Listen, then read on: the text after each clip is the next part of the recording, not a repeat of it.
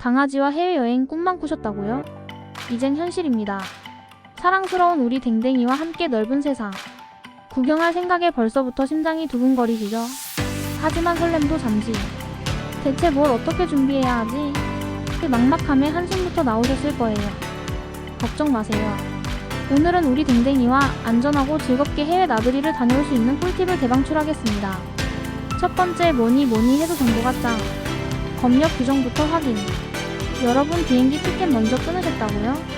오늘 그 전에 가장 먼저 해야 할 일은 바로 목적지, 국가의 반려동물 검역 규정을 확인하는 겁니다. 이게 진짜 제일 중요해요. 사람 여행도 국가마다 비자 다르고 입국 조건 다르잖아요. 강아지는 훨씬 더 까다롭습니다. 농림축산검역본부 홈페이지나 해당 국가대사관 홈페이지에 들어가서 입국 가능한지, 어떤 조건이 필요한지 꼼꼼히 확인하세요. 어떤 나라는 아예 특정 품종을 못 들어오게 하기도 하고, 어떤 나라는 10개월 미만 강아지는 입국 자체가 안 되기도 해요. 규정은 수시로 바뀌니까 반드시 출국 직전에 다시 한번 확인하는 센스 잊지 마세요. 이처럼 국가별로 다양한 검역 규정을 사전에 파악하는 것은 성공적인 반려견 동반 해외여행의 첫걸음이자 가장 핵심적인 부분입니다. 예를 들어 일본의 경우 강아지 입국 시 최소 10개월령 이상이어야 하며, 광견병 항체가 검사 결과가 특정 수치 이상으로 나와야 하는 등 까다로운 조건이 많습니다. 반면 일부 유럽 국가들은 상대적으로 절차가 간소화되어 있기도 하죠. 각국의 동물보호법과 검역 정책은 사람의 출입국 규정만큼이나 복잡하고 중요하기 때문에 인터넷 검색만으로 의존하기보다는 해당 국가의 주한 대사관이나 영사관에 직접 문의하여 최신 정보를 얻는 것이 가장 정확하고 안전합니다. 만약 불확실한 부분이 있다면 관련 전문 컨설팅 업체의 도움을 받는 것도 좋은 방법이 될 수 있습니다. 우리 댕댕이가 해외에서 입국 거부당하거나 불필요한 격리 조치를 당하는 불상사를 막기 위해서는 이처럼 철저한 사전 조사가 필수적입니다. 두 번째, 우리 댕댕이 몸에 착. 마이크로칩 삽입. 해외여행을 계획하고 있다면 우리 댕댕이 몸에 마이크로칩이 꼭 삽입되어 있어야 해요.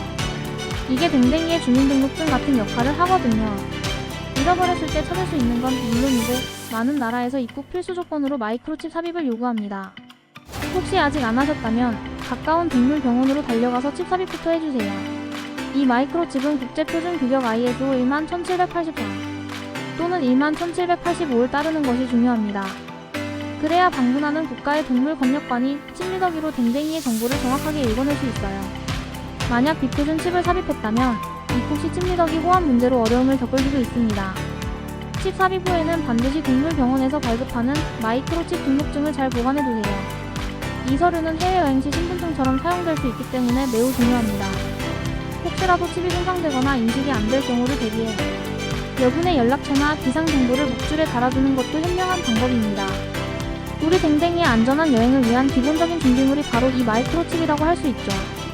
세 번째, 건강은 필수. 예방접종과 건강증명서. 여행 전에 우리 댕댕이가 건강한지 확인하는 건 기본 중의 기본이겠죠? 동물병원에 가서 건강검진을 받고 건강증명서를 발급받아야 합니다. 특히 광견병 예방접종은 필수 중의 필수. 접종 시기와 유효기간을 꼭 확인하고, 혹시 추가로 필요한 백신 접종은 없는지도 수의사 선생님과 상담하세요. 우리 댕댕이가 건강해야 즐거운 여행도 가능한 법. 건강증명서는 수의사가 발행하며 댕댕이의 건강 상태가 양호하고 전염병에 감염되지 않았음을 확인하는 중요한 서류입니다. 이 증명서에는 댕댕이의 이름, 품종, 나이, 마이크로칩 번호, 예방접종 기록 등이 상세히 기재되어야 합니다. 또한 방문 국가에서 요구하는 특정 백신이 있다면 해당 백신 접종도 반드시 완료해야 합니다. 예를 들어 일부 국가에서는 렙토스피라진이나 파보바이러스 감염증 백신 접종을 요구하기도 합니다. 이러한 백신들은 여행 전에 미리 접종을 완료하고 항체가 형성될 충분한 시간을 두어야 합니다. 건강증명서의 유효기간도 중요한데, 대부분의 국가에서는 출국일로부터 10일 이내에 발급된 증명서만을 유효한 것으로 인정합니다. 따라서 너무 일찍 발급받지 않도록 시기를 잘 조절하는 것이 필요합니다. 수의사와 충분히 상담하여 우리 댕댕이에게 최적화된 건강관리 계획을 세우는 것이 안전하고 즐거운 여행의 시작이 될 것입니다. 네 번째, 광견병 항체가 검사. 일부 국가에서는 광견병 항체가 검사 성적서를 요구하기도 합니다. 이게 또 시간이 꽤 걸려요. 체열하고 결과 나오기까지 몇 주 걸릴 수도 있고, 성적서 유효기간이 체열일로부터 2년인 경우가 많으니 미리미리 준비해두는 게 좋습니다. 설마 내가 가는 나라는 아니겠지? 하다가 낭패 볼 수 있으니 꼭 확인하세요. 이 광견병 항체가 검사는 댕댕이의 몸 안의 광견병 바이러스에 대한 방어 능력이 충분히 형성되어 있는지를 확인하는 중요한 과정입니다. 특히 광견병 비청정국에서 광견병 청정국으로 입국할 경우 필수적으로 요구되는 경우가 많습니다. 체열 후 검사 결과가 나오기까지 최소 2주에서 길게는 한 달 이상 소요될 수 있으므로 여행 계획이 정해지는 대로 가장 먼저 진행해야 할 절차 중 하나입니다. 또한 검사 결과가 나온 후에도 해당 국가에서 요구하는 일정 기간의 대기 기간에 체열일로부터 3개월 후 입국 가능이 있을 수 있으니 이 부분도 반드시 확인하여 여행 일정을 조율해야 합니다. 만약 이 항체가 검사를 제때 받지 못하거나 결과가 기준치 미달로 나오면 여행 자체가 불가능해지거나 입국 후 장기간의 격리 조치를 당할 수 있으니 절대로 간과해서는 안 될 부분입니다. 복잡하게 느껴진다면 동물병원이나 전문 검역 대행 업체와 상담하여 정확한 절차를 안내받는 것이 현명합니다. 5번째, 출국 전 마지막 관문. 검역 증명서 발급. 해외로 나갈 때 공항 동물검역소에서 수출 검사를 받고 수출 검역 증명서를 발급받아야 합니다. 이게 없으면 비행기 못 타요, 여러분. 출국 당일에 공항 가서 받을 수 있지만 시간 여유를 가지고 일찍 도착하는 게 좋아요. 혹시라도 서류 미비로 발 둥둥 구르는 불상사는 없어야겠죠? 수출 검역 증명서는 국내에서 댕댕이가 질병 없이 건강하게 지내왔음을 국가가 보증하는 문서입니다. 이 절차는 출국 당일 공항 내에 위치한 농림축산검역본부 사무소에서 진행됩니다. 서류 심사와 간단한 유관 검사를 통해 댕댕이의 건강 상태를 최종적으로 확인하게 됩니다. 이때 앞서 준비했던 마이크로칩 등록증, 예방접종 증명서, 건강증명서, 광견병 항체가 검사, 성적서 등 모든 서류를 빠짐없이 제출해야 합니다. 서류에 단 한 글자라도 오타가 있거나 정보가 불일치하면 증명서 발급이 지연되거나 거부될 수 있으므로 모든 서류의 정보가 정확한지 미리미리 확인하는 것이 중요합니다. 공항 상황에 따라 대기시간이 길어질 수 있으니 비행기 출발 최소 34시간 전에는 공항에 도착하여 여유롭게 검역 절차를 밟는 것을 추천합니다. 이렇게 발급된 수출 검역 증명서가 있어야만 목적지, 국가에서 우리 댕댕이를 정식으로 입국시킬 수 있는 준비가 완료되는 것입니다. 구독과 좋아요 누르고 가자고요. 6번째, 항공사 규정 확인. 하늘을 나는 댕댕이. 아무리 준비가 완벽해도 항공사에서 우리 댕댕이를 안 태워주면 꽝이잖아요. 각 항공사마다 반려동물 탑승 규정이 천차만별이에요. 어떤 항공사는 기내 등반이 가능하고 어떤 항공사는 수화물칸으로 보내야 하기도 합니다. 무게 제한은 얼마인지, 케이지 규격은 어때야 하는지, 운송 요금은 얼마인지 일일이 다 확인하고 비교해서 우리 댕댕이에게 가장 편안한 항공사를 선택해야 합니다. 예약 전 반드시 항공사에 직접 문의해서 확인 또 확인하세요. 항공사마다 규정이 매우 세부적이고 까다로울 수 있습니다. 예를 들어 기내 동반의 경우 댕댕이와 케이지를 합친 무게가 7kg 또는 10kg 이하로 제한되는 경우가 많고 케이지의 크기도 좌석 밑에 놓을 수 있는 규격으로 엄격하게 정해져 있습니다. 또한 한 비행기당 탑승 가능한 반려동물 수가 제한되어 있기 때문에 항공권 예매 시점에 즉시 반려동물 동반 서비스 신청을 하고 확약을 받아야 합니다.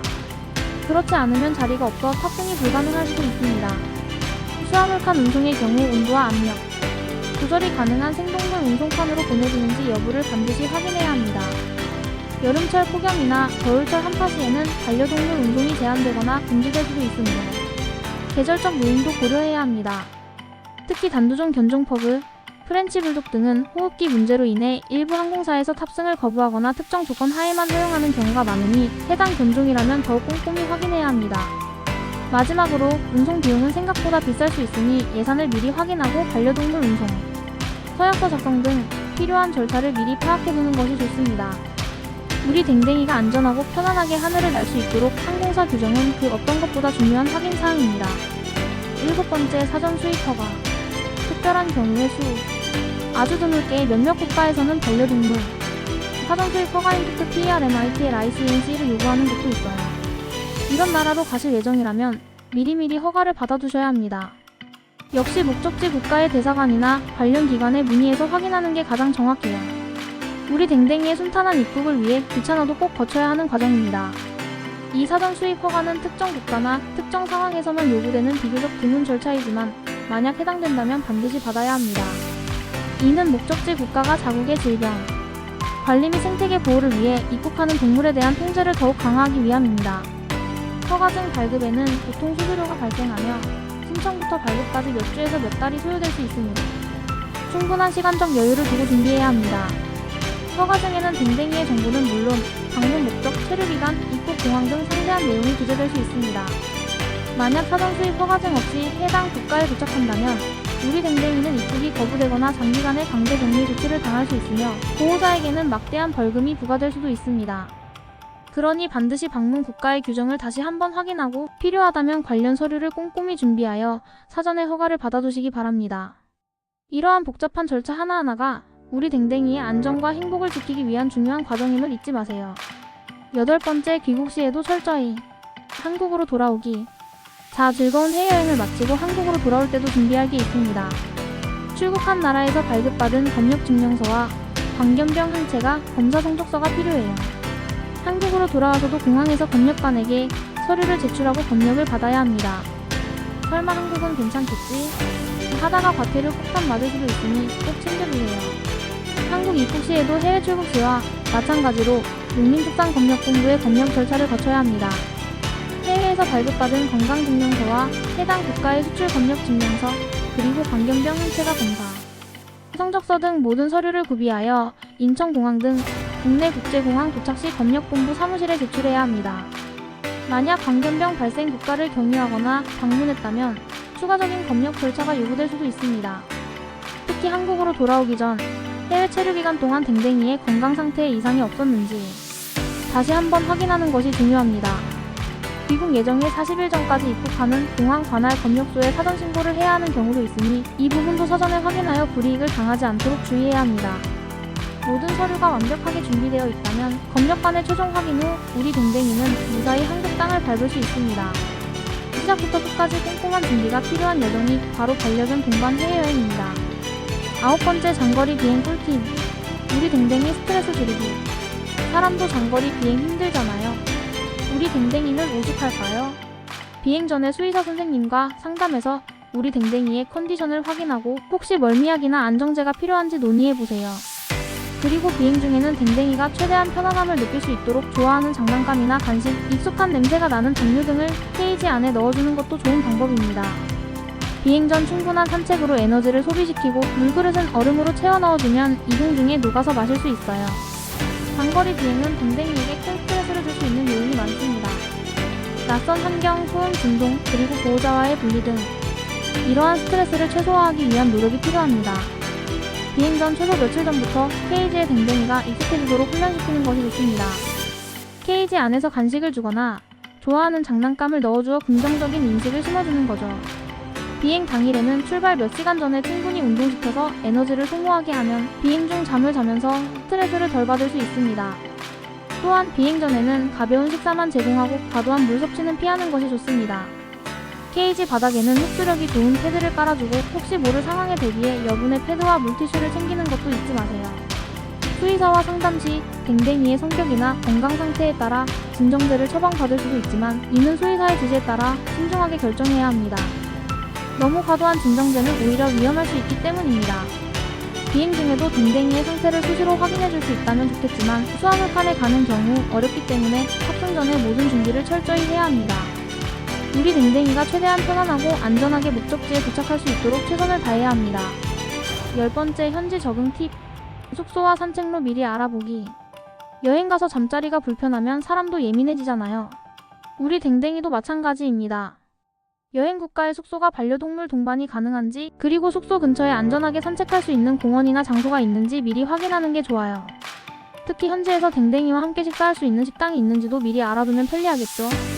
그래야 갑자기 갈 곳 없어서 헤매는 일 없이 즐거운 시간을 보낼 수 있습니다.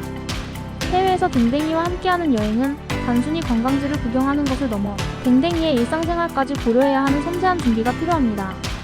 숙소를 예약할 때는 펫-프렌들리 옵션이 있는지 확인하고 추가 요금이나 특정 규정에 댕댕이 무게 제한, 케이지 사용 필수 등이 없는지 꼼꼼하게 문의해야 합니다. 호텔 예약 사이트 외에도 에어비앤비 같은 플랫폼을 활용하면 개인주택을 빌려 좀 더 편안하게 머물 수 있는 옵션도 찾아볼 수 있습니다. 현지에서의 이동수단도 미리 파악해두는 것이 좋습니다. 대중교통 이용 시 반려동물 동반 규정은 어떤지, 택시나 우버 이용 시 추가 요금은 없는지 등을 확인해야 합니다. 만약을 대비해 현지 동물병원 위치와 비상 연락처를 알아두는 것도 현명한 방법입니다. 또한 현지의 기후와 날씨에 맞춰 댕댕이의 옷이나 산책용품을 준비해야 하며 평소 사용하던 사료와 간식은 충분히 챙겨가는 것이 좋습니다. 해외에서 갑자기 사료를 바꾸면 댕댕이가 설사 등으로 고생할 수 있기 때문입니다. 낯선 환경에 우리 댕댕이가 잘 적응할 수 있도록 충분한 시간을 두고 무리한 일정보다는 여유로운 여행 계획을 세우는 것이 중요합니다. 우리 댕댕이와 함께하는 모든 순간이 행복한 추억으로 가득할 수 있도록 세심한 배려와 준비를 아끼지 마세요. 구독과 좋아요 감사합니다.